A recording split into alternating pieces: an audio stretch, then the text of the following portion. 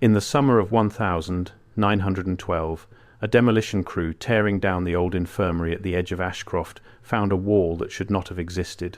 It was brick, laid 3 courses thick, sealing a stairwell that appeared on none of the building's plans. Behind it, 40 feet down, past a corridor where the air still moved even though nothing living had breathed there in years, they found a room. Iron cots bolted to the floor in rows. Copper coiled along the walls like veins under skin, and a single ledger, water-swollen and rotting, left open on a desk as if someone had stood up mid-sentence and simply never come back. On the inside cover was a name. It had been scratched out so violently that the pen tore through 3 pages beneath it. But the town remembered the name anyway, the way you remember a sound you were warned never to repeat. Temperance Halloway. She had kept the records of that building for 9 years. Then, in the winter of 1901, she wrote one final entry, sealed the stairs with her own hands, and vanished from every document the town of Ashcroft ever produced. There is no death certificate, no grave, no photograph that survived. For a woman who spent her entire life writing everything down, who counted and dated and signed every soul that passed through those doors, there is almost nothing left to prove she lived at all. And that absence is not an accident. Someone worked very hard to make Temperance Halloway disappear. The question that should keep you up tonight is not what happened to her. It is what she saw that made her disappearance necessary. This is the story of what she found beneath that infirmary, and this is why an entire town spent 30 years pretending she never existed. If you want the truth they buried, subscribe right now. Because this channel exists to read back the names they burned, and Temperance Halloway spent her whole life keeping records the council tried to destroy. The least we can do is say her name out loud. So say it with me, and let's begin. To understand what happened in that basement, you first have to understand Ashcroft itself. And Ashcroft is where the official story falls apart before we even reach the woman at the centre of it. The town sat in a shallow valley in the North Country, ringed by low hills, and a river that the maps called the Verin. According to every history book printed after 1905, Ashcroft was founded in 1841 by a handful of farming families who came looking for cheap land and stayed to build a quiet agricultural community. Population never exceeded 4,000. A grain town. A nothing town.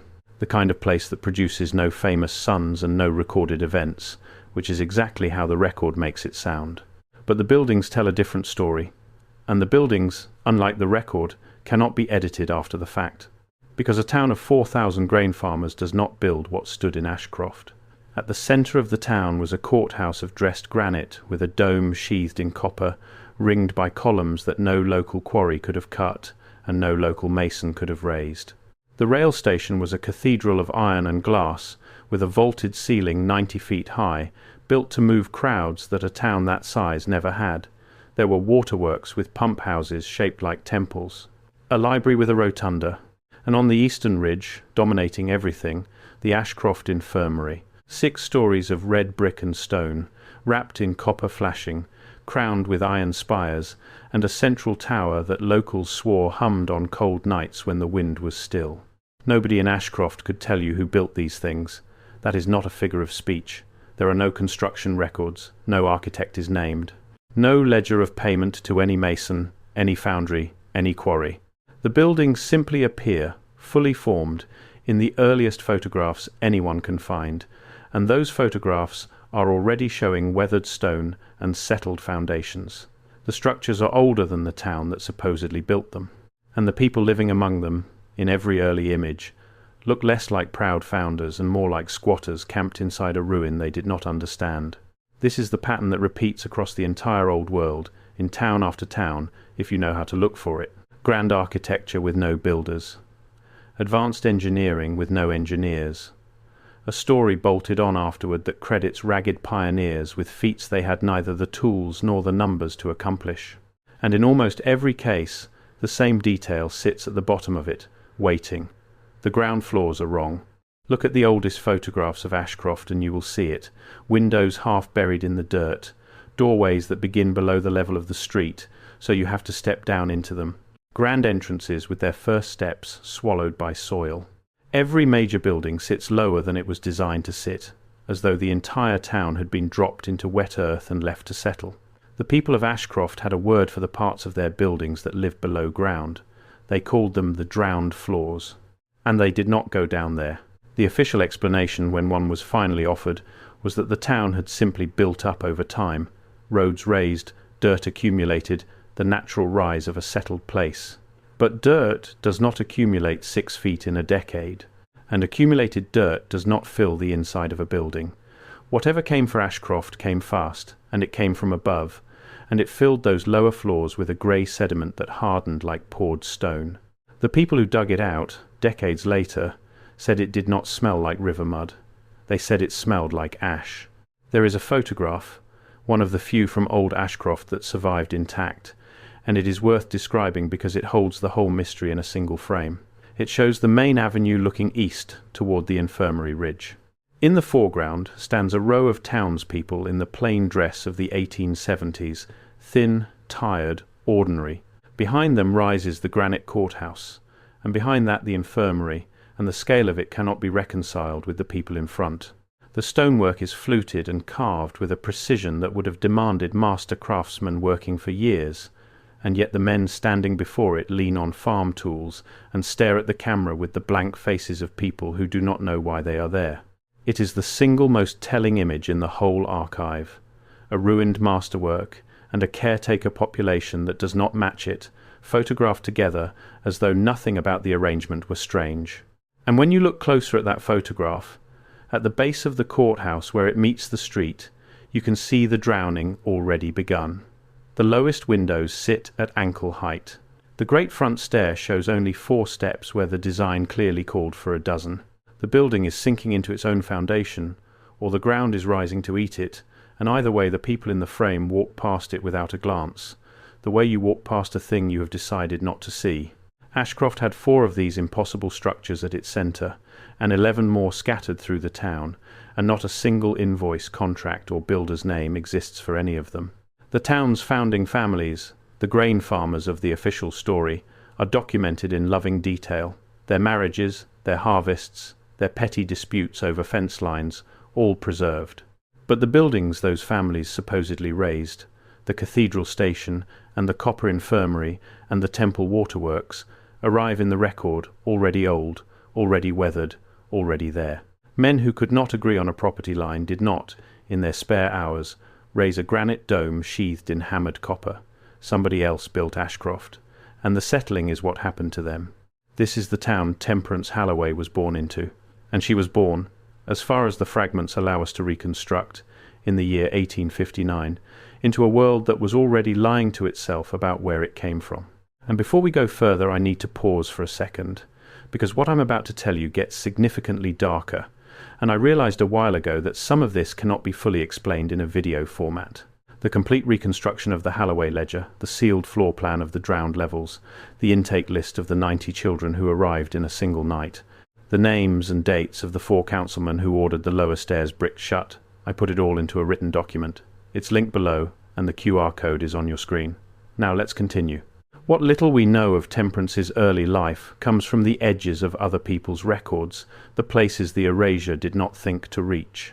A baptism entry in a church register, later water damaged, that lists a Temperance H, under the year 1859. A school roll from 1868 that names her among the pupils of the Ashcroft Grammar House. A single line in a seamstress's account book from 1877, noting payment to a young Miss Halloway for fine needlework, and in the same hand, the odd remark that the girl asks too many questions about the old wing. From these scraps a person begins to take shape, precise, literate in an age when many women were not, employed, unmarried, self-supporting, and curious in a way that the people around her found unsettling even before anything had gone wrong. Temperance was the kind of person who counted things, who noticed when a number did not match the number she had been given the week before. In most lives, that trait makes you a good bookkeeper and nothing more. In Ashcroft, it made her dangerous. There is one more fragment worth pulling into the light, because it is the earliest sign of the person Temperance would become. In the margin of that seamstress's account book, Beside the note about the girl who asks too many questions about the old wing, someone added a second line in the same hand, dated a few weeks later. It records that Miss Halloway had gone and measured the sunken windows of the infirmary with a length of tape and declared, to anyone who would listen, that the building went down at least 3 floors below the street and that nobody could tell her what was in them. She was 18 years old. She had already noticed the drowned floors, already grasped that a great deal of the infirmary lived underground, and already begun asking the one question that would eventually cost her everything: what is down there? The town found it charming then, the way a strange child is charming. They would not find it charming for long, because in 1878, when Temperance was 19 years old, the event happened that split the town's history in two. The event the record refuses to name directly, and refers to only, in the few places it survives, as the settling. We would call it something else. We would call it a mud flood. It came in the second week of March, on a night when the sky, according to one surviving letter, went the colour of a bruise and stayed that way for 3 days. There was no rain to speak of, no river surge. The Verin ran low that spring. And yet the town woke on the third morning to find the lower 6 feet of every street filled with grey sediment, warm to the touch and hardening by the hour. It had come down out of the air, the letter says, like snow that was not snow. It filled the drowned floors that were not yet drowned. It buried livestock where they stood, and it buried people. The official death toll for the settling of 1,878 is 0. Let that sit for a moment. An event violent enough to bury the ground floors of an entire town, to fill streets to the height of a grown man's chest, and the record insists that not one single person died. There are no funeral notices for that spring. No mass grave has ever been found, which leaves only 2 possibilities. Either the town of Ashcroft, uniquely in human history, suffered a burial event with no casualties, or the people who died in the settling were people the record had already decided did not count. There are 3 surviving accounts of the settling, all private letters that escaped the cleaning because they left Ashcroft before anyone thought to look for them. They agree on the details that matter, and the details that matter are the ones no natural flood produces. All 3 describe the sky first. For 3 days before the sediment came, the light over Ashcroft turned wrong, a deep, bruised violet that did not lift at dawn and did not deepen at dusk, a colour one writer said felt like being underwater in daylight. There was no storm. The air was still and warm and smelled faintly of scorched metal. Animals would not settle, dogs dug at the earth, and on the 3rd night, without wind or rain, the grey began to fall. It was not mud, all 3 insist, whatever the official word later became. It came down fine and dry at first, like ash from a fire with no smoke, and it thickened as it fell, and where it lay it drank the moisture from the air and set. By morning the streets were filled to the chest. By the 2nd morning the lower floors of every building were packed solid with a grey stone that had poured in through every window and door. One letter describes a family's ground floor filled to the ceiling with the stuff, set hard as poured concrete, with the shapes of the furniture still faintly visible in its surface like fossils. And one letter, the shortest and the one that has stayed with me since I first read it, describes the writer digging at the sediment where his neighbour's house had stood, and finding, set into the grey like an insect in amber, a hand. The settling killed. It killed whoever did not get above the flood line in time, and it killed them in a way that left no bodies to bury, because the bodies were inside the sediment, and the sediment was inside the sealed lower floors, and the lower floors were exactly what the town then bricked up and agreed never to open. The 0 on the death record is not a mercy, it is a confession. You do not need funerals for the people you have decided to leave in the walls. Temperance survived it.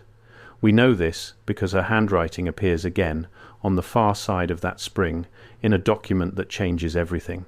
Because in the autumn of 1,878, 6 months after the settling, Temperance Halloway was hired as a records clerk at the Ashcroft Infirmary. And, from that day forward, for the next 23 years, she wrote down everything that came through its doors. The Ashcroft that emerged from the settling was not the same town, and the letters seem to know it even when they cannot say why. The survivors describe a strange quiet in the years after, a town going through the motions of itself. People kept to their houses. The children born after 1878 were noted, by more than one writer, to be oddly docile, oddly incurious, as though something in the town had been turned down like a lamp. And the population never recovered its old numbers on its own. It was restocked. That is the only word that fits what the records show. In the 2 decades after the settling, Ashcroft's numbers were maintained, not by births but by arrivals, by trains, by the steady delivery of people from elsewhere, adults to work and children to the infirmary, a town kept topped up from outside like a tank with a slow leak at the bottom, and the leak, as Temperance would prove, ran straight down into the drowned floors. This is the shape of the thing that the frightened word reset is trying to name. Not one apocalypse, but a management system. An old population cleared, a machine preserved, and a new population fed in slowly, kept calm, kept ignorant, kept from asking why the buildings were too grand, and the basements too deep, and the trains came in the night. Ashcroft was not destroyed in 1878. It was harvested, and then it was reopened under new tenants who were never told what they were living inside of.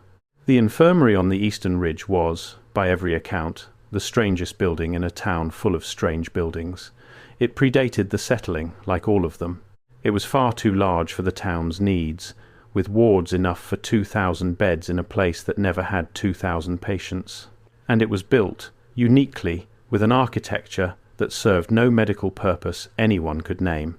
The copper, first of all. The building was wrapped in it, threaded with it, far more than any lightning protection could justify.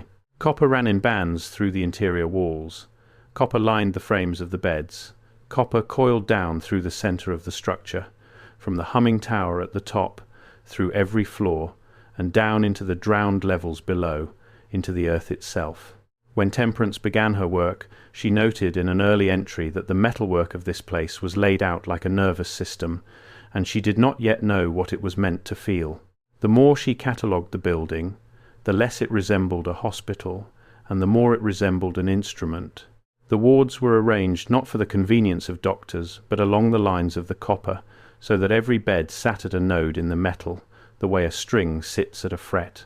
The great tower at the centre was hollow, and inside it, on the rare occasions maintenance let her glimpse it, ran a core of copper and iron wound in a spiral that descended past every floor and vanished into the drowned levels below. The building did not have wiring in the sense her age understood wiring. There was no power station in Ashcroft, no dynamo, no obvious source. And yet the tower hummed, and the copper stayed warm to the touch on the coldest nights. Warmer the lower you went, warmest of all, she would eventually learn, at the very bottom, where the harvest was.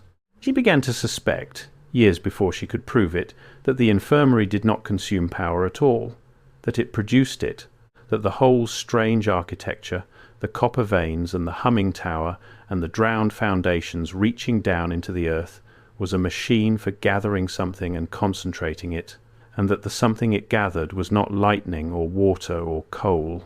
It was whatever runs in the living. She did not have the words for it that we might reach for now.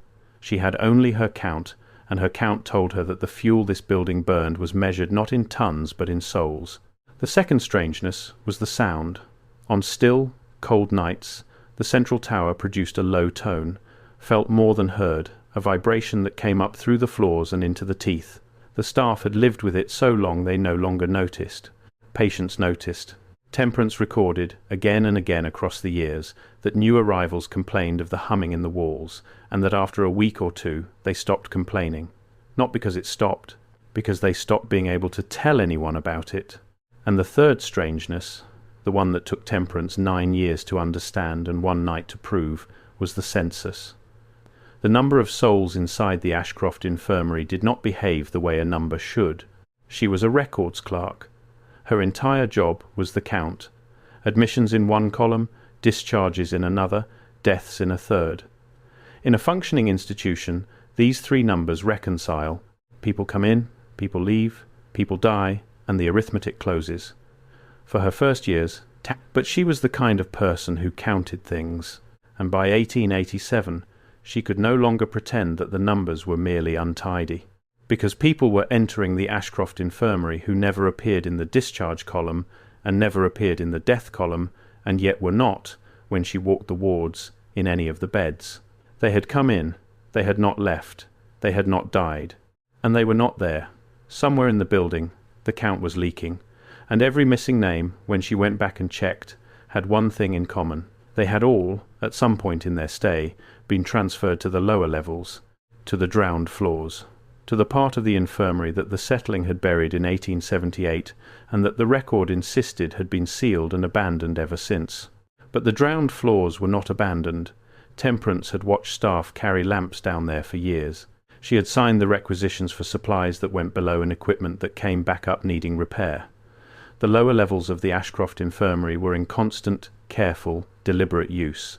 And whatever was happening down there was consuming people at a rate that her ledger, if anyone ever read it honestly, recorded in cold and undeniable arithmetic. She chose one name and followed it all the way down, because a pattern is an argument but a single face is a wound. His name was Elias Wren, admitted in the spring of 1889 with nothing worse than a broken leg, a carter by trade, 31 years old, with a wife and 2 children who came to visit him every Sunday. Temperance had signed his intake herself. His leg healed. She noted the physician's own remark that the man was fit to be discharged. And then, instead of a discharge, her ledger records a transfer to the lower levels for observation, a phrase she had seen 100 times and never questioned. Elias Wren went down for observation with a healed leg and a family waiting at home, and he did not come back up. His wife came the next Sunday and was told he had been moved to a specialist ward and could not receive visitors. She came the Sunday after that and was told he had been discharged to another institution. She came a third Sunday and was turned away at the door, and Temperance watched her from the records office window, standing in the road with her 2 children, looking up at a building that had swallowed her husband whole and rearranged its story about him twice in 3 weeks. Temperance went back through 9 years of ledgers looking for the phrase, transferred to the lower levels for observation.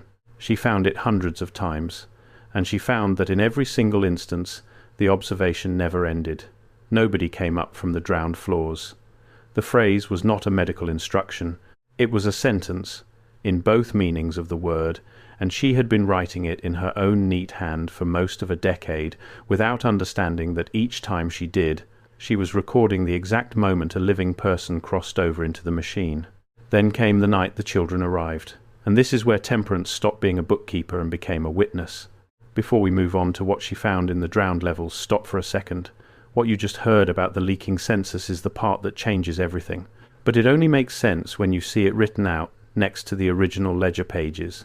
The intake numbers, the removal dates, it's all in the document linked below. Take 5 seconds right now, grab it, and then come back, because what comes next builds directly on it. The link is in the description, QR code is on your screen. It was the 11th of October, 1891. Temperance recorded the date 3 times in 3 different places, as if she needed the repetition to believe it herself. A train came into Ashcroft Station in the dead of night, unscheduled, unlit, and it carried 90 children. They had no papers, no names attached to them, no origin, no guardians. They ranged, by her estimate, from 4 years old to perhaps 12. They were quiet in a way that children are never quiet, standing in silent rows on the platform in the cold, and when the infirmary's wagons came to collect them, they climbed aboard without being told, and without a single one of them crying. Temperance was called to the station to do what she always did, to count them, to write them down. And she did.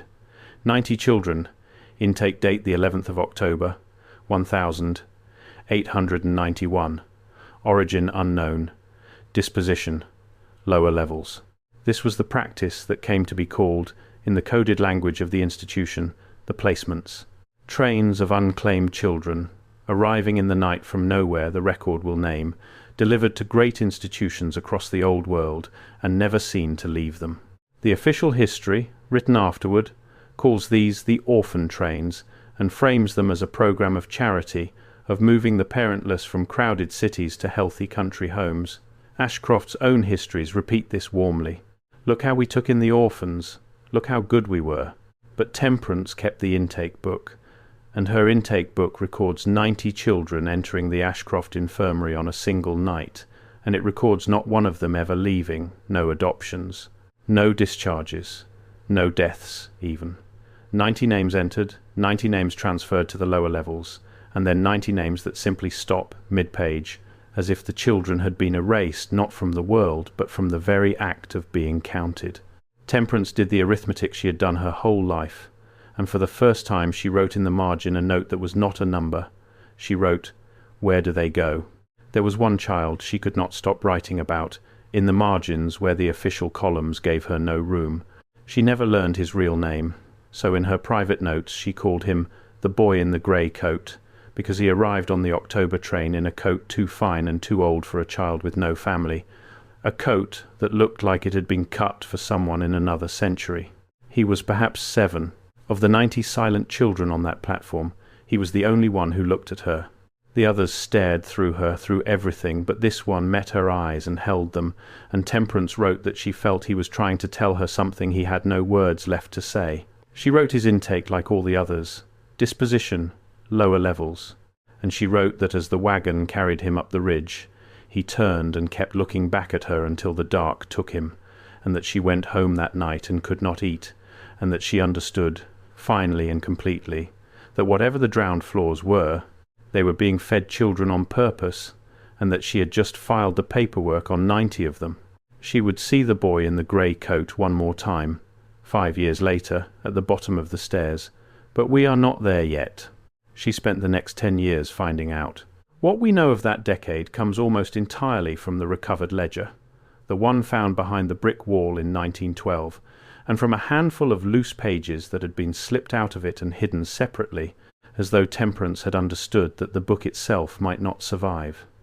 Reading them in order is like watching a person walk slowly and deliberately toward a fire, knowing exactly what it is, unable to look away. She began by mapping the discrepancy.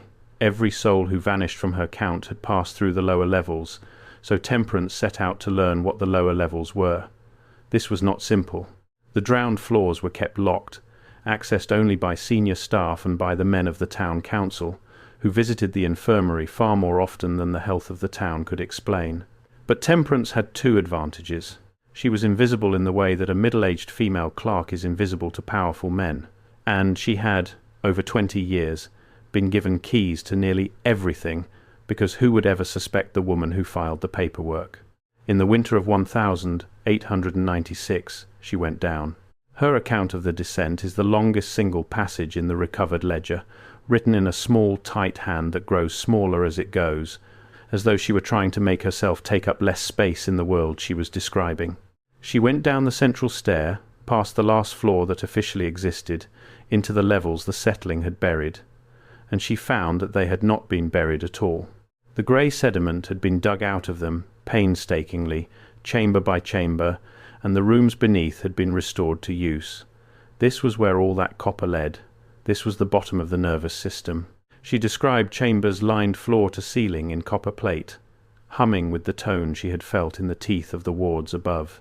She described the iron cots, the same cots that a demolition crew would find 16 years later, bolted in rows, and she described what lay on them, the missing, the vanished names from her own ledger, the men and women transferred below and never discharged, and among them, on the smaller cots, the children, all of them alive, in the sense that their chests rose and fell, and all of them gone, in every sense that matters, their eyes open and fixed on nothing, connected by the copper to the humming heart of the building.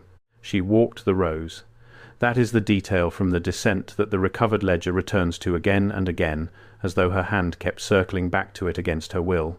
She walked the rows of cots, and she recognized them, not strangers, her own intake list, made flesh in the dark. Here was a woman admitted for a fever in 1893, her hair now white, though she could not have been 40, her chest rising and falling, her eyes open and dry. Here was Elias Wren, the carter with the healed leg, and the family who waited, 5 years thinner, still there, still going. And on the smaller cots along the far wall, the children, the October 90, or what the machine had left of them. And near the end of the row, in a coat that had once been too fine and was now grey with more than its colour, a boy who turned his head slowly at the sound of her step and looked at her the way he had looked at her from the wagon, as though he had been waiting all this time for the one person who had bothered to write his name to come and find him. Temperance wrote that she knelt beside him, that she said her own name to him twice, that his lips moved and no sound came, and that she stayed there in the copper-lit dark holding the hand of a child she had condemned with her own signature until she understood that there was nothing she could do for him that would not simply add her own name to the rose. And so she made the only choice the situation allowed, which was the coldest and the bravest choice a person can make. She let go of his hand, and she took out her notebook, and she counted them. She wrote down every face she recognized, every name she could match, so that they would exist somewhere other than in the machine. It was all she had. In a place built to turn people into fuel and erase that they had ever been people at all, Temperance Halloway did the one thing the drowned floors could not do to a soul. She refused to let the count be lost. The infirmary was not treating them. It was drawing something out of them. Slowly, over months and years, through the metal and the tone and the great tower that hummed on cold nights, the Ashcroft Infirmary was harvesting the living. That was the purpose of the strange architecture that no doctor could explain. That was the reason for a building sized for 2,000 in a town that never needed it. That was where the leaking census went.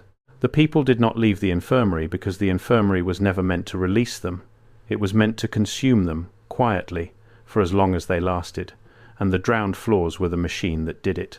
Temperance understood, standing in that copper chamber, what the settling of 1,878 had truly been. Not a natural disaster, a harvest of a different kind, on a scale beyond a single building. The grey ash that fell from the bruise-coloured sky and buried the ground floors of an entire town, killing no one, the record admitted, had in fact killed a great many. It had cleared out the original population of Ashcroft, the people who built the granite courthouse and the iron cathedral station and the copper-veined infirmary, the people who understood what these buildings were for. And in their place, the placements began. The unclaimed children in the night, the nameless arrivals. A new population, delivered to a town that had been emptied, to live as squatters among a machinery they were told they had built themselves, and to be fed, a few at a time, into the drowned floors when the harvest required it. This is the pattern that the frightened call a reset. An old world, advanced beyond the story we are permitted to tell about it, cleared away in a single violent season.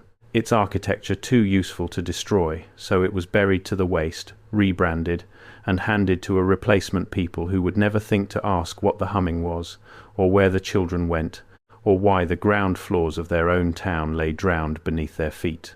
Temperance Halloway, a records clerk with a habit of counting things, had walked down a forbidden stair and found the whole mechanism of it, still running, in the dark under her own place of work. She did not run. That is the part that is hard to forgive and impossible to forget. She went back up, and she kept her job, and for 5 more years she kept counting, because she had realized that the only weapon she would ever have was the record itself. If she fled, or screamed, or burned the place down, she would become one more name the council could erase, one more casualty of a fire or a fever, and the drowned floors would go on humming. But if she wrote it all down, precisely, with the dates and the numbers, and above all the names of the men who ordered it, then even if they took her, the record might outlive them. So she named them. The recovered ledger names 4 men of the Ashcroft Town Council who held the keys to the lower levels, who signed the requisitions for the harvest, who met the night trains and dispatched the children below. Temperance recorded their names, the dates of their visits, and the quotas they set, in a hand as steady as a woman writing out a grocery list. The 4 men deserved to be described, because the erasure worked hardest on them, and because a machine like this is never really the building. It is the men who keep it fed. The recovered ledger names them, and the loose hidden pages name them again. And I will not read the names on this channel, not out of fear, but because they belong in the document where she recorded them, in her hand, with the dates. But I will tell you what they were. They were the respectable men of Ashcroft, a banker, a judge, the chairman of the very charity that welcomed the orphan trains, and was praised in the town's histories for its Christian mercy, and the senior physician of the infirmary itself, the man whose signature sat beside Temperance's on 1,000 intake forms, who called the harvest observation and the machine a hospital, and himself a healer. They visited the drowned floors on a schedule. Temperance worked out the schedule and recorded it, because a schedule is the most damning thing of all. It means intention. It means a calendar. It means 4 pillars of a community driving up the infirmary ridge on set days to inspect the yield of a machine that ran on children, and then driving back down to their dinners and their churches and their good names. The horror of the reset is not that it was done by monsters. It is that it was done by the respectable on a schedule and written up afterward as charity. Temperance understood that the only way to break that was to make the schedule permanent, on paper, with their names beside it. So she did. She recorded the intake of every placement train across 5 years.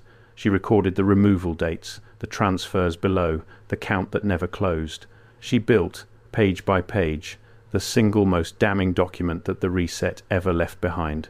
And she hid it in plain sight, filed among the ordinary paperwork of an ordinary infirmary, waiting. By the winter of 1901, she knew they had begun to suspect her. Her final entries change in tone. The bookkeeper's calm cracks just slightly at the edges. On the 4th of December, she writes that the senior physician has asked twice why the lower-level counts in her ledger do not match the counts he was given, and that she has played dumb, and that she does not think he believed her. On the 9th, she writes that one of the 4 councilmen came to the records office personally, which he had never done in 23 years, and stood behind her chair and read over her shoulder and said nothing, and left. On the 11th, she writes only 1 line. They mean to close the stairs. And with me behind them, I think. Her last entry is dated the 14th of December, 1901. It is not a report. It is addressed to whoever finds the ledger, and it is the reason we can tell this story at all. She writes that she has taken the loose pages, the worst of them, the names and the harvest quotas, and hidden them separately in case the book is taken. She writes that she is going down to the drowned floors one final time to record the count as it stands on this night, so that the number of the taken will be exact. And she writes that she does not expect to come back up, but that this does not frighten her as much as it should, because she has watched the count leak for 23 years and she would rather be a name in the record than a man who keeps it. The last words in the ledger, before the hand stops, are a number. The total she had counted, over all those years, of the souls the drowned floors consumed. I will not read that number out loud. It is in the document, in her own hand, and you should see it the way she wrote it. Then the ledger ends, and Temperance Halloway ends with it. The brick wall went up sometime that winter. The stairwell to the lower levels was sealed, 3 courses thick, exactly as the demolition crew would find it 11 years later, with the ledger left behind on the desk in the sealed corridor, and a name scratched out so hard it tore the pages. Whether Temperance sealed the stairs herself, from the inside, to bury the machine with her, or whether the 4 councilmen sealed her below with it, the record does not say.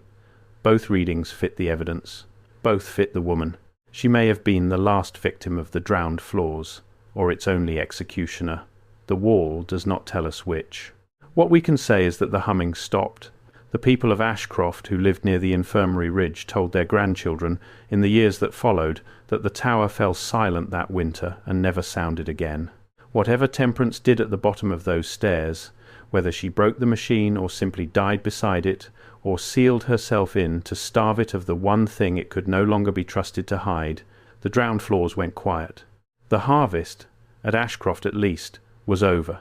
The trains stopped coming in the night. The town's population, no longer topped up from outside, began the slow, ordinary decline of any place that history has finished with. And the 4 men, robbed of their machine, did the only thing left to men like them. They turned all their remaining power toward making certain no one would ever know it had run. They could not undo what Temperance had built into the record, so they buried the record, and they buried her, and they told themselves that a sealed wall and a scratched-out name would hold forever. For 30 years, they were right. What happened next is the part that should frighten you more than the copper chambers, because it is the part that worked. Temperance Halloway was erased. Not killed, erased, which is a different and more total thing. In the months after her disappearance, the council did not merely fail to investigate. They went back through the record of the town and removed her from it. The infirmary's employment rolls for 1878 through 901 were recopied, and in the new copies there is no records clerk named Halloway. The census entries were amended. The church register page was, at some point, exposed to water in a way that damaged her baptism line and nothing around it. Even the seamstress's account book, that early trace of a curious girl who asked too many questions, survives only because it left Ashcroft in a private estate before the cleaning reached it. They had done this before. That was the whole method of the reset. You do not argue with a witness or refute a record. You simply revise the record until the witness never existed, and then there is nothing to argue about. A town that could bury its own founding in grey ash and blame the weather could certainly bury one clerk. Think about how much easier the erasure of a person is than the crime that requires it. To run the drowned floors took a schedule, a machine, a stream of nameless children, and the silence of a whole town. To erase the woman who documented it took a few evenings with a penknife and a fresh ledger. They recopied the employment rolls and left her out. They amended the census. They damaged the one church page that named her and left the pages around it dry. And where the paper could not be quietly revised, they let time and water and the reliable forgetfulness of a town do the rest. Within a decade, there was no Temperance Halloway in the official memory of Ashcroft, only a vague and shifting rumour, a name that old people would not quite say, attached to no dates and no face and no proof. That is what erasure is. Not a lie you can catch, but the careful removal of everything you would need in order to catch it. And it very nearly worked completely. If that demolition crew had swung their hammers a foot to the left, if the wall had held one more season, if the ledger had rotted through before the light reached it, there would be no story here at all. There would only be another old building come down, another basement filled in, another town with strangely low windows and a warm hum in its bones that nobody could explain. The margin between remembering Temperance Halloway and losing her forever was the width of a single brick. That should tell you something about every name you have never heard. And once you have learned to read the low windows and the two grand halls and the children who arrived from nowhere and were quietly placed, you cannot stop reading them, and you should not want to. That is what she left us. She taught us to look, and for 30 years it held. Ashcroft went on. The infirmary went on, the sealed stairs behind it, until the building finally came down in 1912 and a work crew broke through a wall that appeared on no plan. We only have this story because the men who did the erasing made one mistake. They were thorough with paper, they were not thorough with brick. They sealed the ledger below instead of burnishing it, either because they did not know it was there, or because Temperance had hidden it too well even for them, or because sealing the drowned floors was more urgent to them than searching them. Whatever the reason, the single most complete record of what the reset actually did was left to rot in the dark directly beneath the institution it indicted. And when it came back into the light, it came with her name still legible on pages she had slipped out and hidden, the loose pages the scratching out never reached. Consider what that means about everywhere else. Ashcroft is one town, one infirmary, one clerk stubborn enough to keep the count and clever enough to hide it where the cleaners did not think to look. The drowned floors under Ashcroft were sealed and forgotten, and the truth survived only by accident, only because of brick. Now look at your own town. Look at the grand old buildings that no one can quite explain, sized for crowds that were never there, wrapped in copper for reasons no one recorded, with their ground floors sitting strangely low, half swallowed, their basements a little too deep and a little too old. Look at the orphan trains in your own local histories, described so warmly, the parentless children who arrived from nowhere and whose later lives no one seems able to trace. Look at the asylums and the infirmaries and the great institutions that took people in and, if you check the arithmetic, do not seem to have let the same number back out. Temperance Halloway was one woman who counted things in one buried town. She found a machine running in the dark under an entire population that had been taught to call it charity. She wrote it down knowing it would cost her everything. And it did, and they nearly succeeded in making her nothing. The only reason you know her name tonight is a wall someone forgot to check. How many walls are there? How many ledgers are still sealed in the dark, in the drowned floors under the towns we think we understand, with a name on the cover that someone scratched out and hoped we would never read? I've gone looking, since I first read her ledger, for the tells, and they are everywhere, once you know the shape. The town square, whose oldest building has a ground floor that is somehow a basement, its original doorway sitting below the modern street. The beloved local asylum or poorhouse or infirmary, far grander than the town could ever have afforded, spoken of now as a triumph of Victorian charity. The orphan trains in the county history, the children from the city who arrived by the hundred and were placed, that lovely bloodless word, placed, and whose descendants, when you try to trace them, thin out and vanish a generation later like a signal lost. None of it is proof on its own. All of it is proof together. The reset did not happen once, far away, long ago. It happened town by town, building by building, and it left the same fingerprints every time, and it counted on no one ever being stubborn enough to lay the fingerprints side by side. Temperance was that stubborn, one clerk in one buried town, who would not stop counting. And the reason her name matters is not that she was special, it is that she was ordinary, and ordinary was enough. She had no power, no allies, no weapon but a ledger and the refusal to let a number lie. And with only that, she reached across more than a century and a wall of brick to put the truth in front of you tonight. That is the question Temperance leaves us with. She spent her life on the count because she believed a true number could outlast the men who lied about it. She was right. 90 children came into Ashcroft on one October night and did not leave. 4 men signed for the harvest and had their names recorded by the one person they never thought to watch. And a town that erased her from every page it controlled could not, in the end, erase the one page it buried. So we read it back. That is the whole purpose of this. Not to frighten you, though it should, to keep the count. To say the names the drowned floors were built to swallow, so that the arithmetic the council spent 30 years trying to close stays open, on the record, out loud. If this reached you, then Temperance won something. Then the erasure failed on the one point that mattered, which is that you now know a woman named Temperance Halloway walked down a forbidden stair and came back up with the truth in her hands. The full reconstruction of her ledger, the drowned floor plans, the 90 intake names, and the 4 councilmen she recorded is in the document linked in the description with the QR code on your screen. Read it the way she wrote it. And then subscribe, because there are other towns, other walls, and other names still sealed in the dark. We are going to find them, one count at a time, until every ledger they buried is read back out loud, exactly the way it was written.